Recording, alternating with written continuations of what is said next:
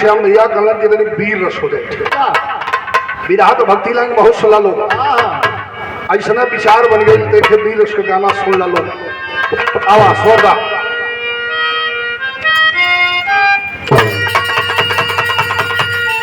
अच्छे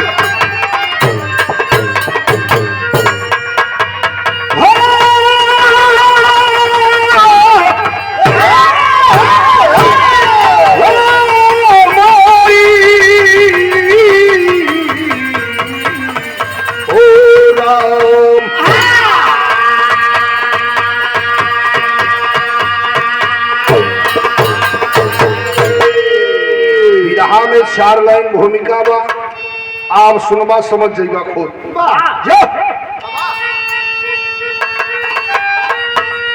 तो ये वतन जबकि अपना गुलामी में जकड़ा और कोरों का सहारा सजाया गया जो वफादार थे उनकी क्या पूछना हर जमी शक्ति देकर बहाया गया जिनके पेशाब से दीप जलते रहे सर कोई उठाया तो क्या बात था बहनों के स्थल का गेदा बना आय रे हिंद करुणा दिनों रात था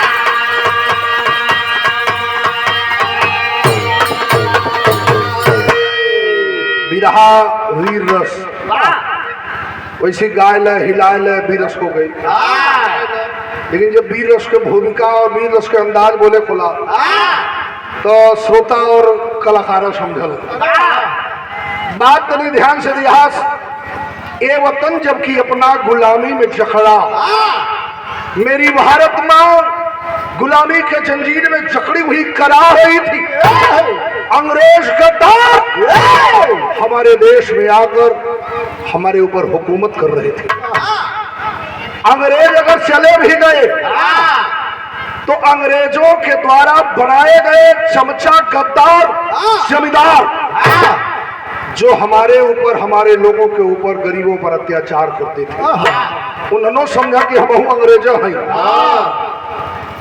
उन्हन के पेशाब से दिया जरत रहल हमसे ज्यादा बेहतर आप लोग जानते हैं जो हमारे बुजुर्ग उस गुलामी को देखे होंगे उन्हें पता है क्या हालात रही माता बहनों के स्तन का गेदा बना स्तन को काट लिया करते थे बच्चों को भाले की नोक पर लुका दिया करते थे कोई आवाज उठाता था उसे गोली मार दिया करते थे ये हालात हमारे देश की थी और हमारे देश के नौजवान क्रांतिकारी माँ बहन बेटी के आबरू के लिए सम्मान के लिए ऐलान करते हैं नेता सुभाष चंद्र बोस कहते थे तू हमें खून दो हम तुझे आजादी देंगे नारा लगाते थे कव्वाली का टुकड़ा लगे वहां सब वो है लाइन बा हर बहादो हर खून की होली बहादो हर खून की होली लहू के रंग में देखो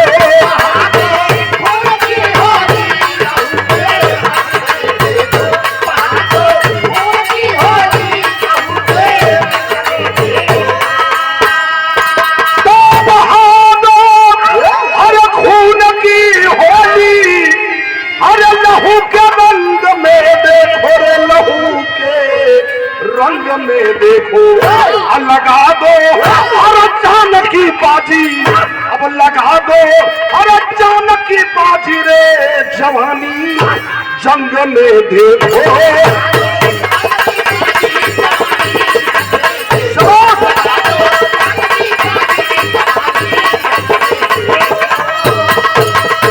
लगा दो जान की बाजी जवानी जंग में देखो बहादो खून की होली लहू के रंग में देखो लड़ने मिटने के लिए सामने आओ ये हमारे देश के क्रांतिकारियों की आवाज रही विरहा का शुरुआत बा तो था पंजाब प्रांत छावनी अम्बाला का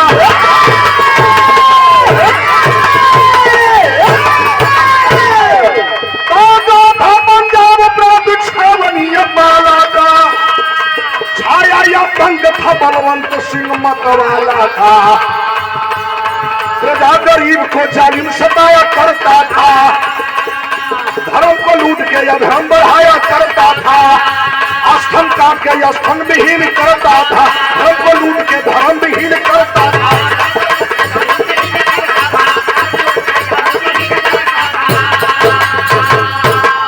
बतिया सुन ले विरहा समझ में आ जाए।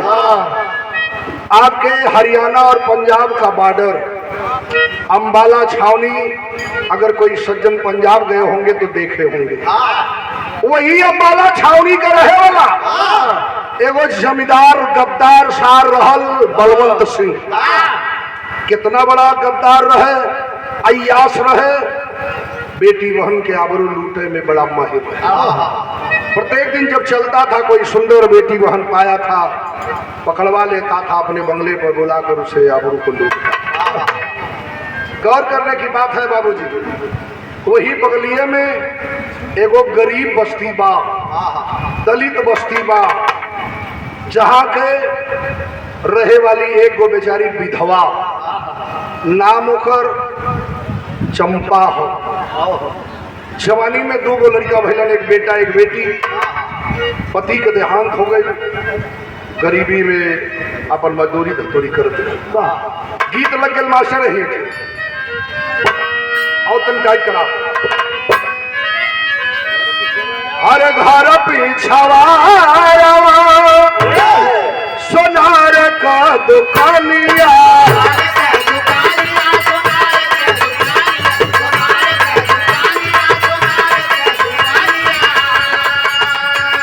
अरे नथुनी बनावेला पितरियन के, बड़ी नीक लागे गीत आवर हथियन के।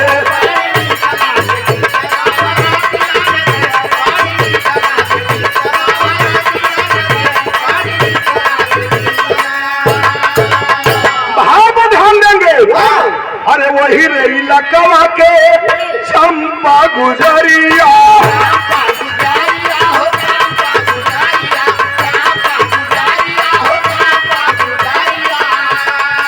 अरे सखियन संगे जात रहली बजरिया में। हफ्ता भर मजदूरी करे, मजदूरी कैला के बाद हफ्ता में एगो छोट के बाजार वही अम्बाला छावनी के बगल लगत रहे, तो अपने सखियन के साथ बाजार करे जाए। बात पर ध्यान दिया जाए कि वही रही इलाका के चंपा गुजरिया।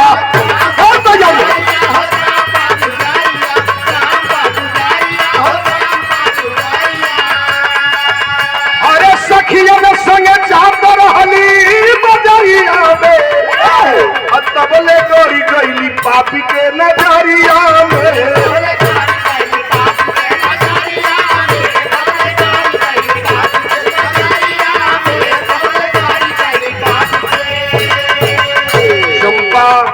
लड़का हुआ लेकिन हुस्न बड़ा अच्छा हो, सुंदर सा चेहरावा, रंग रूपा।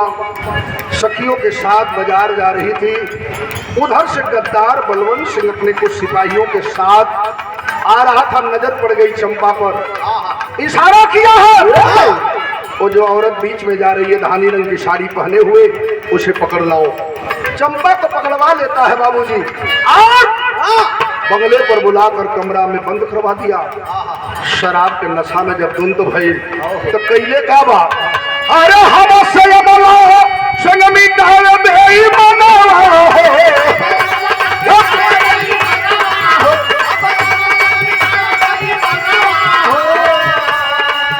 सब काटे चल देखा या सुखाना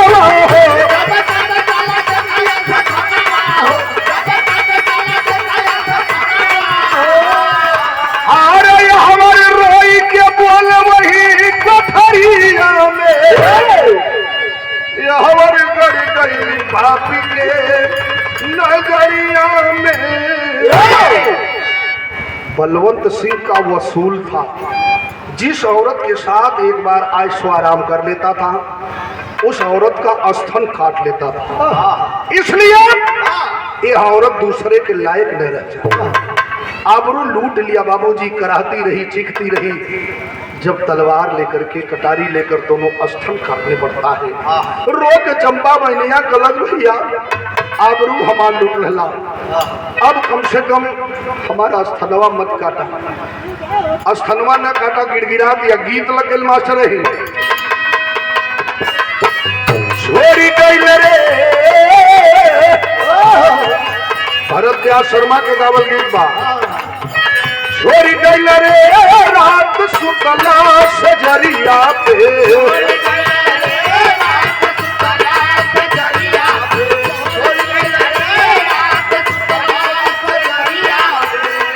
चंपा बहिनिया रोई के गले साहब डुबाई दिहला हो पापी आज धर्म के नेवरिया, पापी धर्म के नेवरिया।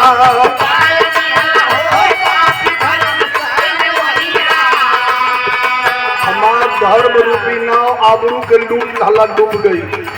हम निवेदन करत है हमारा स्तनवा छोड़ दा, गोदिया में हमारे दुई ललनवा बेसहारा।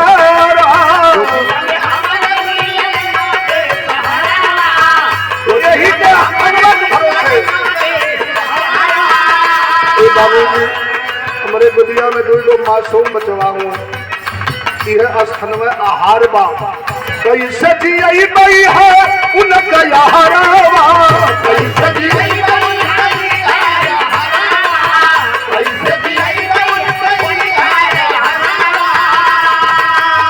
एक भी नहीं सुनता है गद्दार बलवंत सिंह।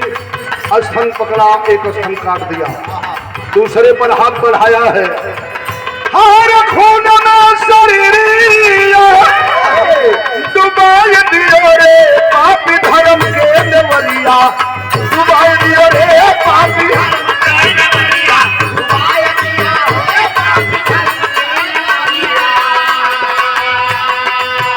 एक भी बात नहीं माना बाबू, एक स्थन काट दिया, दूसरा जब पकड़ लिया है चंपा बहनिया दर्द नहीं बर्दाश्त भई, रोई के कलर की बाबूजी सिनवा के छोड़ बल्कि काटा कर दनवा, सिनवा के छोड़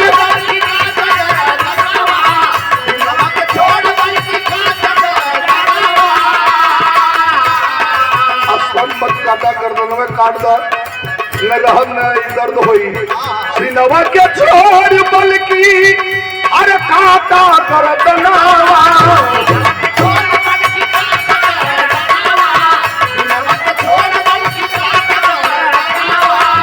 हमन लाया मार कैला कई बनवा,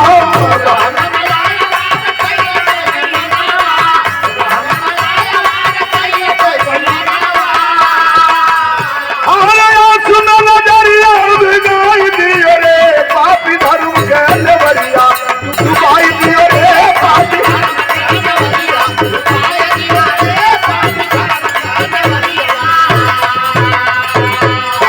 बात को नहीं माना, कहा कि मेरा वसूल है तेरा दोनों स्थन काटो। स्थन काट दिया, फाटक खोल दिया, चली जाओ। वारे वह वीरांगना हमारे देश की ऐसी महान नारी चंपा अपने आंचल से सीने को कस लेती है बाबूजी, और खून से शरीर लसपस के रोती बिलखती हुई घर की तरफ आती है। अस्पताल और दवा भी उस तरह का नहीं था, देहाती दवा जो लगा करके अपने आंचल से कस के आती है। घरवा पहुंचलिए ये बाबू, दोनों लड़के मासूम जैसे गाय जब आवेले गैया बछरुए दूध खोचल न, दोनों पकैया खींचत माई के गोदिया में पहुंचल। बिरहा में टेरी के लाइन लगल मारे, हरे राम मास्टर अरे मोरे राम, आशा की दुनिया सोती रह गई, हरे मोरे राम, आशा की दुनिया सोती रह गई। हीरा बिखर गया, लुट गया चमन का मोती, आशा की दुनिया सोती।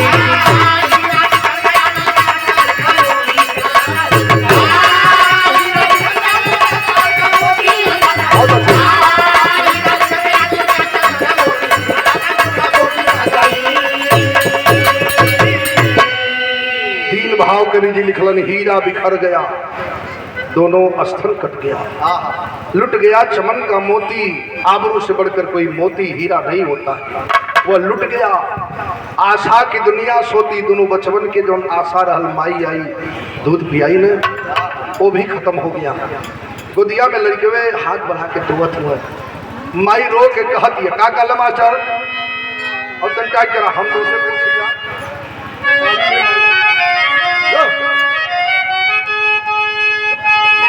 कहा चल जब कहा ले हम तुहसे पूछिला मालिन ये माली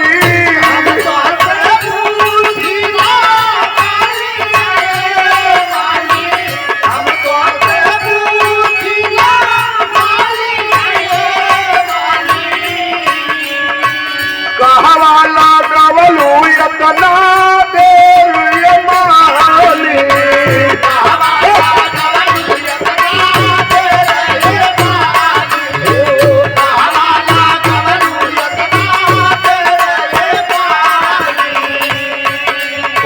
बचवन का मुँह देखी राम बिगड़निया हो,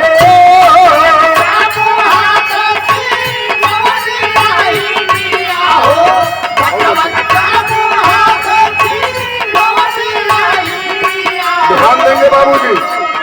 वीर रस का शुरुआत करुण रस से होता है, जब करुण पैदा होता है तो वीर रस पैदा होता है। बचवन के मुँह देखी रोवे बिगड़निया हो, कैसे के दूध पी आई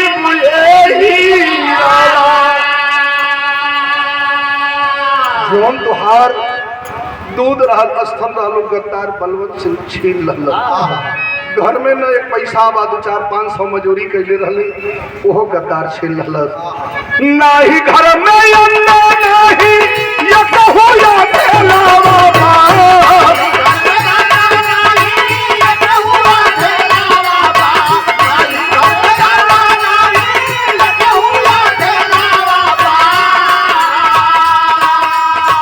कवने जतना से जी आई न पैसा बा न अनाज बा। एक बात याद पड़ल बा, ओकरे पति के दिहल कनवा में एक छोट के जेवर पटल कर्ण फूल जौना के कहल, बड़ा जतन से रखले रहल।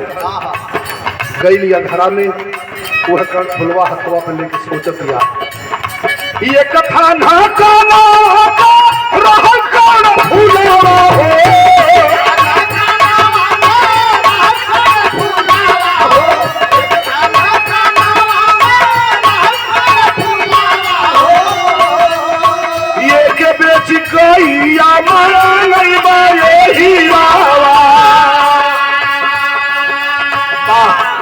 बारे हमारे देश की वह वीरांगना सोच ललस की सवेरे चलब यही के बेचब और एक गाय ले आई, छोट मोट के मिल जाई तो दूधवा दो के जो लड़कन के पियाई। तो कर्ण फूल बेच के एगो छोट मोट के गाय ले आई और दूधवा दो के जब लड़कन के पियावे तो मतारी और लड़कन के पाठ पढ़ावे। का पढ़ावे? बदला चूक गई हाल अपने मुदाइया से,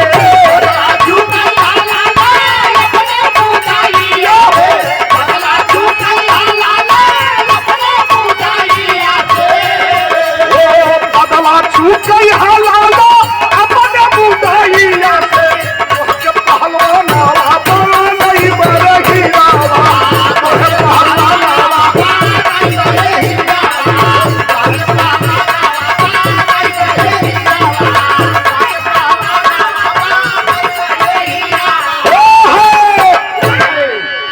माई की बतिया कह के पियावे। बाबू बेटवा का नाम दीपक रख ले हो, बिटिया का नाम चंदा रख ले। बाबू हो दूध पीला, लेकिन याद रखिया जब बड़ा हुई हा तो ये गद्दार से बदला लिया। ये कबले कहे जबले लड़का अबोध बा, धीरे धीरे अब लड़का उधरे होए लगल। 10 साल हो गई, स्कूल में नाम लिखा दे बा। बेटुआ पढ़े जाए तभी बतिया ना ही कहे, तनिक और करी है बाबू, स्कूल में पढ़े गई बा और सब लड़कन के थे यूनिटी होला। 15 अगस्त का दिन रहा ई भाई की झंडा फहरा जाए और आराम से आप लोग इधर आइए। लग रहा है हमारे मुख्य अतिथि जी अब आने ही आ गए हैं। बात को तो ध्यान दिया जाए। बहनिया कल भैया हम तोरे साथे चला। भैया आप परम श्रद्धेय हमारे श्री राजा राम भारती जी पत्रकार साहब हमारे बाजार डी से 50 रुपए का सम्मान पुरस्कार बहुत बहुत नमस्ते प्रणाम। ए बाबू बहनिया कल हम चलो।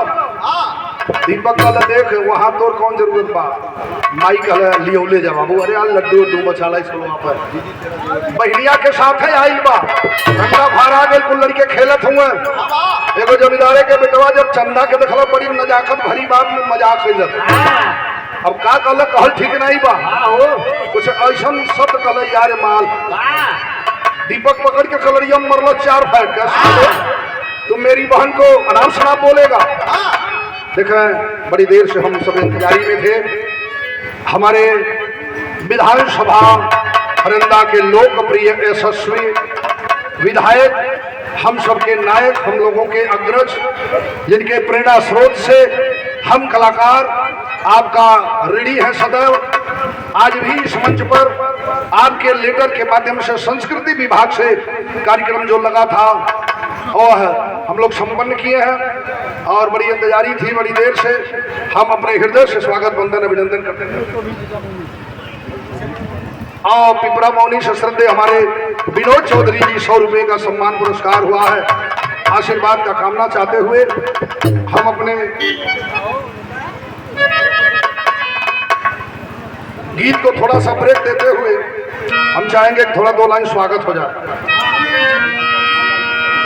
हाँ माल्यार्पण हो जाए उसके बाद स्वागत हो जाए। ये हम चाहेंगे कि हमारे श्रद्धेय भाई कार्यक्रम के आयोजक आदरणीय हमारे अशोक यादव जी जो क्षेत्र पंचायत सदस्य हैं और भावी प्रधानमंत्री प्रत्याशी हैं, सबको सेवा करने का अवसर मिलना चाहिए इस भाव में। तो हम 2 लाइन पहले गा दें उसके बाद सम्मानीय विधायक जी अगर 10 मिनट समय हो तो बिरहावा खत्म कर ली क्योंकि बड़े मोड़ पर हमारे गीत आ गए बा। बड़ा सौभाग्य है बहनिया को अगर देख के 2-4 ठे मजाक कैल साले मेरी बहन से मजाक करता है और कल मारे के पटक कर हालत सुधर जाएगी। आ जाओ ये क्या करके लड़की का है दीपकवा के देखा ही हमन के कहा था कि कब के आज अगर माई के दूध पिए ले हो एकरे माई कहाँ से दूध बजब स्थान नहीं बा। बात लग गई। आता है लौट कर घर तो सबसे पहले अपने माँ को देखता है। माई तुम्हारा स्थान का भाई माई बतिया के बदलन चाहती है कि लड़का न जाने तो ठीक बा। जिद कर लिया माँ बताना पड़ेगा। आज हमें स्कूल में सब बच्चे ताना मारे हैं कि तेरे माँ के पास तो स्थन नहीं तू कहाँ से दूध पिया है। गीत बदल गए मास्टर नहीं और वह गीत बा हर दीदी तेरा देवर दीवाना हाय राम कुड़ियों को डाल दाना कहा माई तेरा बेटा बेगाना हाय राम लखों ने मारा ताना।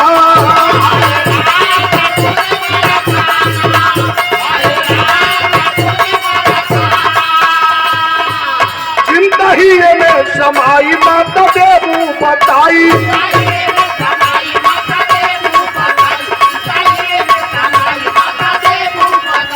विनय स्थल के कैसे तू भाई गोया माई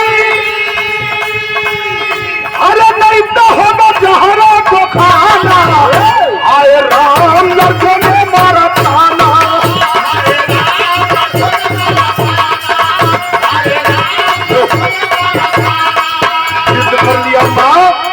माई सोचती है बतिया जान जाई बेटवा अबोध बा कहीं गद्दार बलवंत सिंह के पास पहुंची तो गद्दार छोड़ी ना कहा कि नहीं बताओगी तो जहर खा के मर जाऊंगा। माई सोचलस कि तब तो अनर्थ हो जाई। बताती है रो करके बेटा सुन तेरे माँ का स्तन काटने वाला कोई दूसरा नहीं हुई अम्बाला छावनी का जमींदार गद्दार बलवंत सिंह जो मेरे स्तन को काटा अबरू को लूट लिया था। आंख से आंसू बहने लगा बेटा कहा माँ मत रो। मैं उस गद्दार से बदला लूंगा। और जौने समय घर के दहलीज से कदम बढ़ोले बा, बहनिया दौड़ के हथवा पकड़ भैया तू अकेला जइबा, हम हो माई के वही स्तन से पैदा भइले, हमरो फर्ज होला कि माई के अपमान के बदला लेवे चले। समझावत बा किनारे तोर काम नहीं हो। गीत बदल गए मास्टर। और बहुत सम्मान पुरस्कार आप लोग कभी से दे रहे हैं, कई रुपए का सम्मान हुआ। वो है गीत के लाइन बा कि कहतारी भारत के जननवा रे सजनवा हमार बड़ा लहरी, बोल दीपक आंसू भर नयनवा हो, मनवा में धीर धाला जानानी।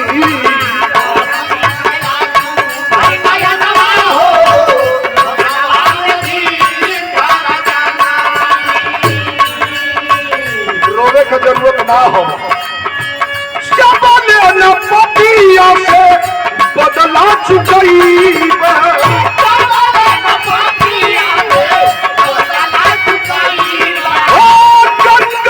समय माई मुहना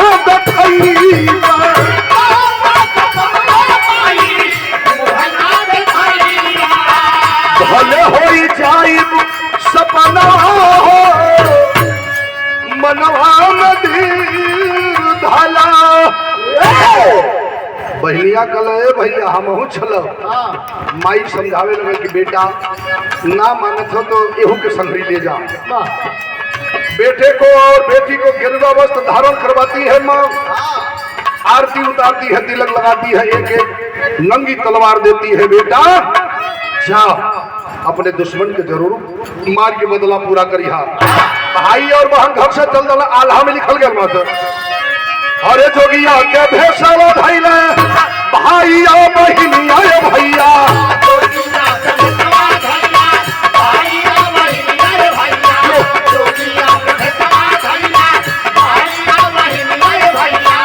जंगल के सरनिया में कैले रे लुकाया,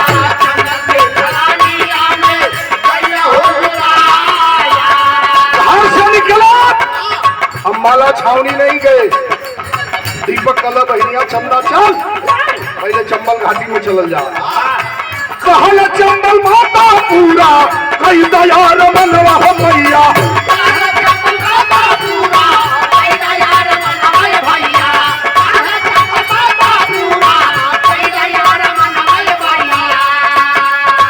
मानस के दुनिया में हो पहले रे समाय,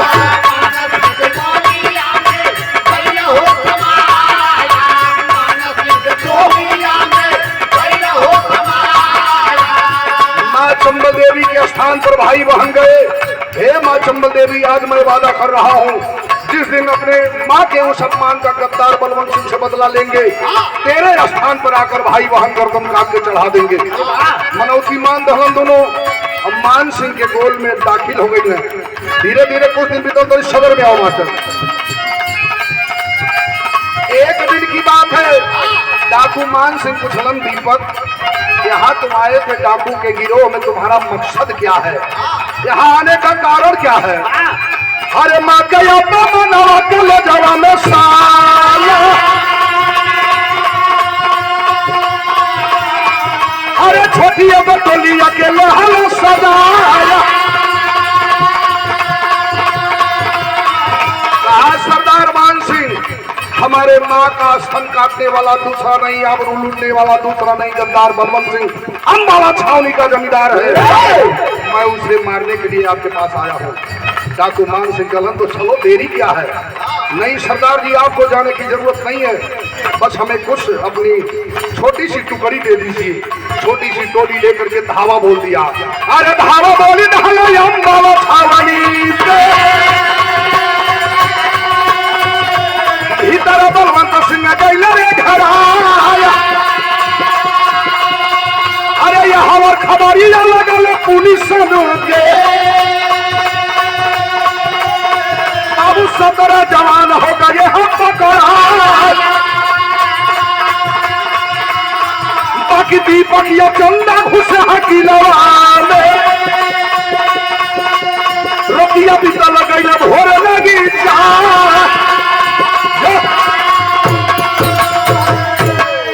पुलिस और डाकुओं में गोली चली। 17 डाकू पकड़ लिए गए, कुछ मारे गए, लेकिन दीपक और चंदा चुपके से किला के अंदर प्रवेश कर चुके थे। अब तो बलवंत सिंह निर्भय होकर सवेरा हुआ, सिंहासन रूढ़ होता है। डर किस बात का है, जो साले डाकू आए थे वो तो पकड़े गए।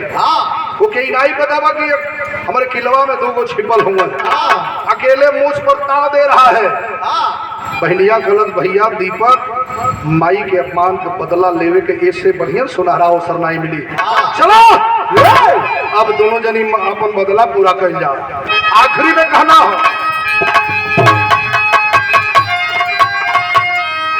हरे बोलो दीपक अवसर न भुलावा बिरना, अब बाकी माता का बदला चुकाओ बिरना।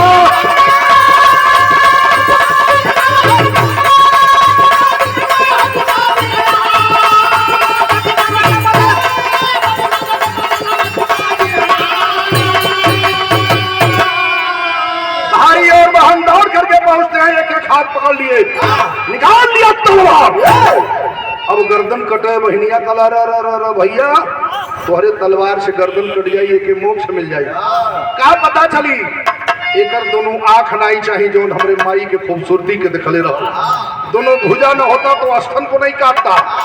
तो करी का कहला सुना, हरे अखिया निखाला तब भोगी के संगिलिया, अरे एक हाथ भाई का तो ये कथा बहिरिया,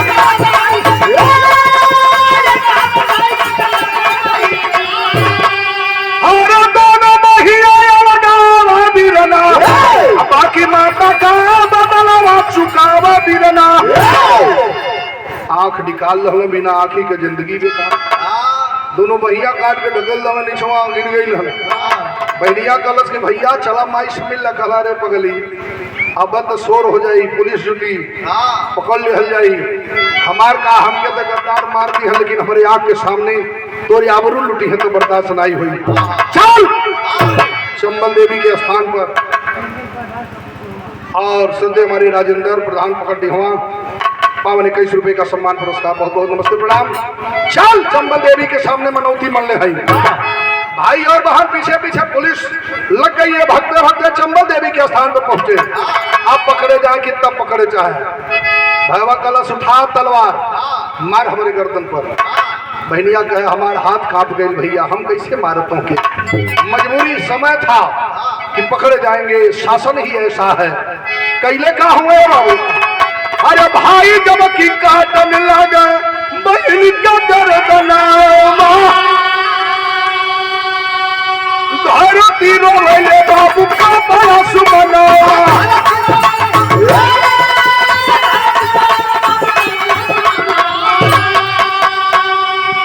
बहन का गर्दन काट के और अपने गर्दन को काट कर वही माँ चंबल देवी को समर्पित कर दिया।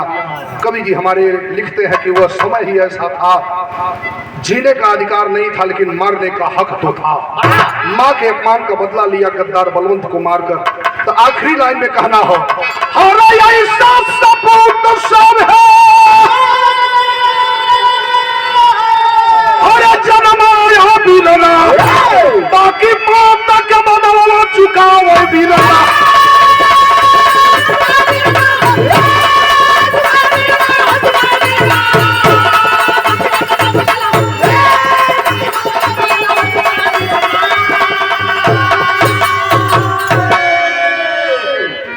तुझे मंगल करिए राम धारपति राम, राम याद रंग गए गुरु जी स्वयं गुरु के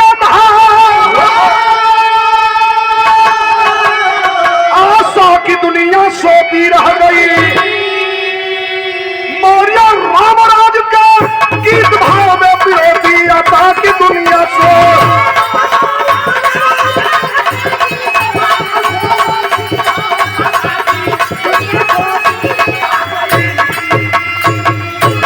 बहुत बहुत स्वागत सम्मान, आप 20 रुपए का सम्मान हुआ और 60 रुपए का सम्मान पुरस्कार राजेंद्र प्रधान जी।